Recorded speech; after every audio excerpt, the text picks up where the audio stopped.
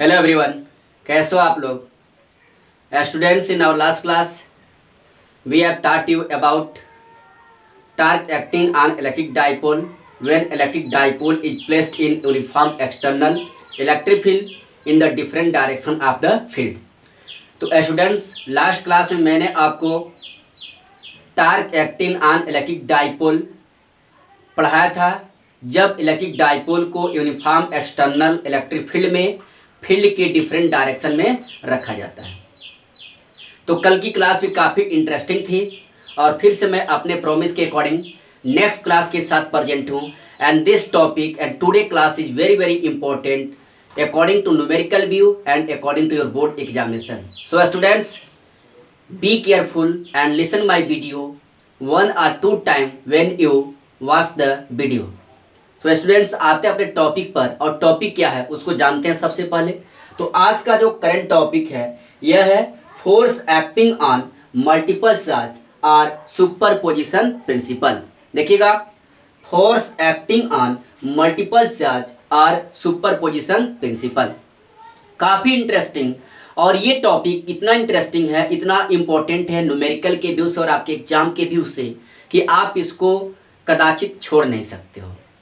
तो स्टूडेंट्स, आइए हम जानते हैं कि सुपरपोजिशन प्रिंसिपल क्या होता है। उसके पहले थोड़ा सा हम जानते हैं the Coulomb's law, you know it very well. The Coulomb's law stated the amount of electrostatic force acting between 2 point charges. यानी कि आप इस बात को जानते हो कि जो कूलम्ब्स का लॉ था, कूलम्ब्स का लॉ किसी 2 पॉइंट चार्ज के बीच एक्ट करने वाले इलेक्ट्रोस्टैटिक फोर्स के बारे में डिफाइन करता, डिस्क्राइब करता है। मीन्स अगर कोई 2 पॉइंट चार्ज है तो केवल और केवल किसी 2 पॉइंट चार्ज के बीच लगने वाले इलेक्ट्रोस्टैटिक फोर्स के बारे में ही बताता है। जैसे मैं कह लें कि 2 पर्सन के बीच अगर झगड़ा हो तो 2 पर्सन के बीच झगड़ा हो तो उस क्वारल का क्या अमाउंट होगा उसके बारे में तो कूलम्ब ने बता दिया। लेकिन अगर कोई सिंगल पर्सन और सिंगल पर्सन को सेवरल नंबर ऑफ पर्सन अगर उस पर अटैक कर रहे हो तो उस पर क्या अमाउंट होगी इसके बारे में कोई आइडिया नहीं दिया।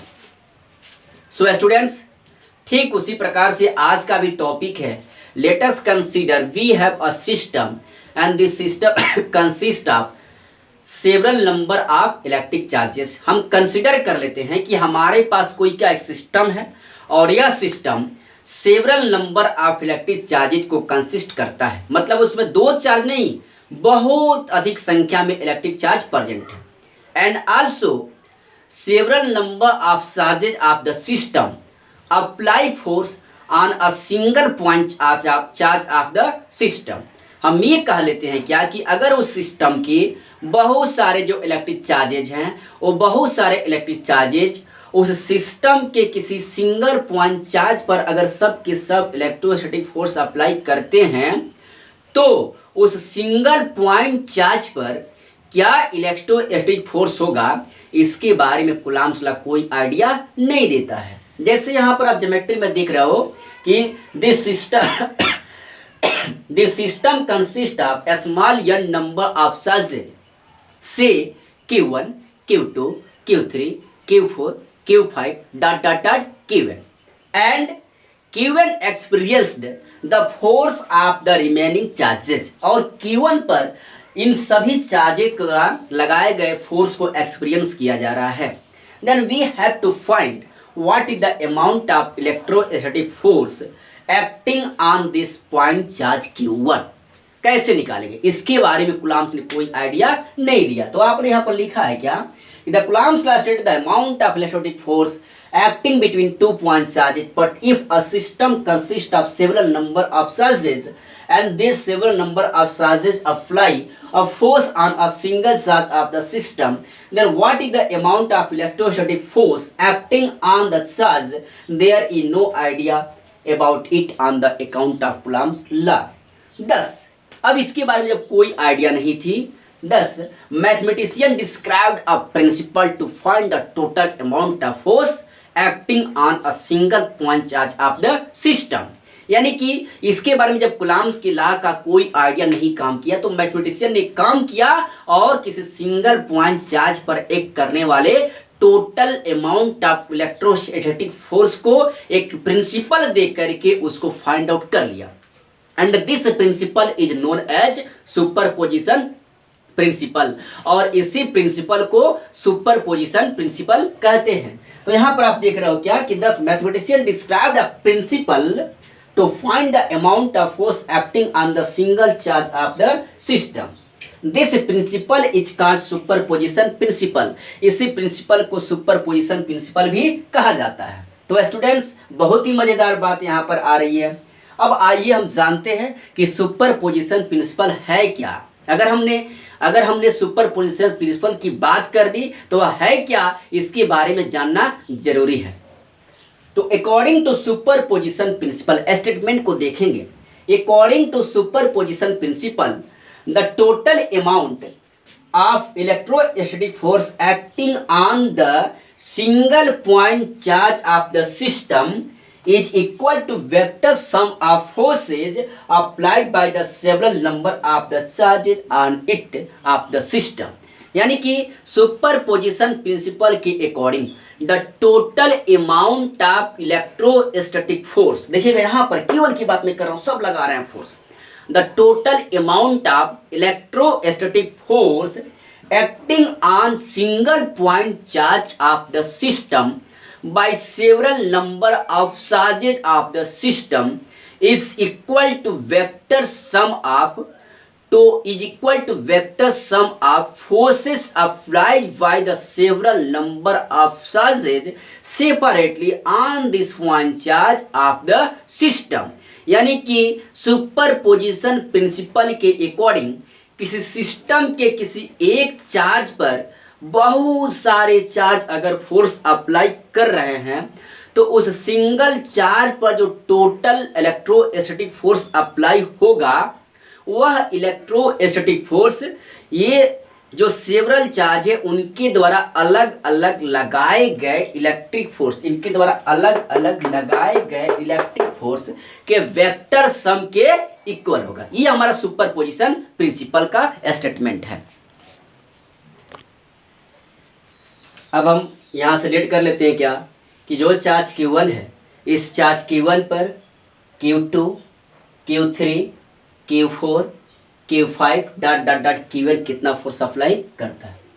Late F12 vector, F13 vector, F14 vector, F15 vector dot dot dot F1n vector be the amount of force applied by the charge Q1, Q2, Q3, Q4, Qn on the point charge Q1 of the system। then हम एक consider कर लेते हैं कि जो आपका charge Q1 है, इस चार्ज Q1 पर Q2, Q3, Q4, Q5 dot dot dot Qn F12, F13, F14, F15 dot dot dot F1, F4 respectively क्या करते हैं, अप्लाई करते हैं, सबके सब अप्लाई करते हैं। Then according to superposition principle, इस चार्ज Q1 को जो टोटल फोर्स लगेगा वह क्या हो जाएगा, इनके द्वारा लगाए गए फोर्स के वेक्टर सम के इक्वल होगा। तो F vector equals F12 vector plus F13 vector plus F14 vector plus F15 vector plus dot dot dot F1n vector. Now if we say the position vector of charge Q2, the position vector of charge Q3, the position vector of charge Q4, the position vector of charge Q5 dot dot the position vector of charge Qn is are respectively R21 vector, R31 vector, R41 vector, जैसे मैंने यहाँ पर बोला है R21 vector, R31 vector, R41 vector, R51 vector dot dot dot Rn vector। then F12 is equal to हो जाएगा यहाँ से then total force acting on the charge according to Coulomb's law 1/4 pi epsilon naught Q1 Q2, यानी कि Q1 charge और Q2 charge के बीच Q1 Q2 और उनके बीच का पोजीशन वेक्टर का square plus 1/4 pi epsilon naught. अब क्या Q1 और Q3 के बीच देख लेंगे, वहां पर ज्योमेट्री में देखेंगे। यहाँ से 1/4 pi epsilon naught Q1 Q3 upon R3 vector R31 का whole square plus 1/4 pi epsilon naught. अब Q1 और Q4 के बीच देखेंगे तो Q1 Q4 अपान R41, ये आपका पोजीशन वेक्टर R41 का whole square plus dot dot dot 1/4 pi epsilon naught Q1 Qn upon Rnn का वेक्टर Rn1 का होल स्क्वायर। इस तरह से मैंने कर दिया। अब मैंने क्या कर दिया कि अगले एक्सप्रेशन है मैंने सब में यूनिट वेक्टर से R21 unit vector, R31 unit vector, Rn1 unit vector से मल्टीप्लाई कर दिया। अब इस बात को आप जानते हो कि अगर किसी भी फिजिकल क्वांटिटी में यूनिट वेक्टर से मल्टीप्लाई कर दे तो यूनिट वेक्टर से मल्टीप्लाई कर देने से उनके मैग्नीट्यूड में कोई डिफरेंस नहीं होता। तो मैंने यहाँ पर यूनिट वेक्टर से मल्टीप्लाई कर दिया। अब आप यूनिट वेक्टर का पढ़ के आए थे कि if a vector is given then the unit vector of a vector a cap is equal to vector a upon mod होता है। तो वैसे ही हम R21 वेक्टर जब लिखेंगे तो क्या हो जाएगा, vector R21 upon mod R21। तो एक बार यहाँ पर R21 स्क्वायर था और एक आपका मॉड R21 आ गया तो क्या हो जाएगा, मॉड R21 का क्यूब हो जाएगा। यहाँ पर आपका मॉड R31 का क्यूब हो जाएगा। वैसे ही अगले टर्म मॉड R41 का क्यूब हो जाएगा। वैसे ही अगले टर्म मॉड R51 का क्यूब हो जाएगा। ऐसे ही नेक्स्ट टर्म में मॉड Rn1 का क्या हो जाएगा, क्यूब हो जाएगा और इंटू Rn1 हो जाएगा। तो इस तरह से आपने क्या किया, इस तरह से इनका वेक्टर सम फोर्स के रूप में, फोर्स के फॉर्म में फाइंड आउट किया। तो स्टूडेंट्स हमने यहाँ से लिख लिया F = 1/4 Q1 Q2 upon R21 whole cube into R21 vector 1/4 Q1 Q3 upon R31 vector whole cube into R31 vector dot plus 1/4 Q1 Qn upon Rn1 whole cube into Rn1। अब इसको हम कैसे short form में या कैसे summation form में right कर सकते हैं। In summation form it can be written as, तो यहाँ से आप लिख सकते हो F vector is equal to, अब देख रहे हो कि यहाँ भी Q1 है, यहाँ भी Q1 है, अगले टर्म में भी Q1 है, यहाँ भी Q1 है और 1/4 पाई एप्सिलॉन नॉट क्या है, सब में कॉमन है। तो मैं Q1 अपॉन यहाँ भी 1/4 पाई एप्सिलॉन नॉट, यहाँ भी 1/4 एप्सिलॉन नॉट, अगले टर्म में यह आता, फिर यहाँ पर भी 1/4 पाई एप्सिलॉन नॉट और Q1 है। तो मैंने क्या कर लिया कि Q1/4 पाई एप्सिलॉन नॉट बाहर कर लिया। अब समेशन कैसे लिखते हैं, तो आप समेशन का एक्सपेंशन जानते हो, तो मैं क्या लिखता हूँ, summation of I equals to n। अब देखिएगा कहाँ से शुरू हो रहा है आपका, 2 से, यहाँ पर R2 Q2, R3 Q3, R4 Q4, Rn Qn। तो मैं यहाँ पर क्या कर सकता हूँ, यहाँ पर लिख रहा हूँ Ri whole cube summation of I equals to n, यानी कि I की वैल्यू कहाँ से कहाँ तक जा रही है, I फॉर इंटीजर, I की वैल्यू 2 से स्टार्ट होकर के n तक जाती है। तो यहाँ से R1I cap R1I cap whole cube R1I vector whole cube into QI dot R1 vector, ऐसे हम इसको लिख सकते हैं। फिर यहाँ पर हम लिख दें 2 रखेंगे, 2 से स्टार्ट करें तो R21 हो जाएगा, यहाँ पर 2 हो जाएगा आपका, फिर रखें तो आपका 3 वाला टर्म आ जाएगा, 4 रखें तो 4 वाला टर्म आ जाएगा, 5 रखें तो 5 वाला टर्म आ जाएगा। ऐसे हम लास्ट में n रखें तो n वाला टर्म आ जाएगा। और समेशन का मतलब आप समझते हो क्या, कि समेशन जैसे सपोज कर लो कि हम लिखते हैं यहाँ पर एक समेशन ऐसे xi और यहाँ लिखते हैं n equals 1 I equals 1 to n। तो इसका मतलब क्या होता है, x1 plus x2 plus x3 dot xn। इस बात को आप अच्छी तरीके से जानते हो। तो on the basis of this summation form we can generalise the expensive form of this expression in the sub form as f vector is equals to Q1/4 pi epsilon naught summation of I equals 1 to n Qi upon R1I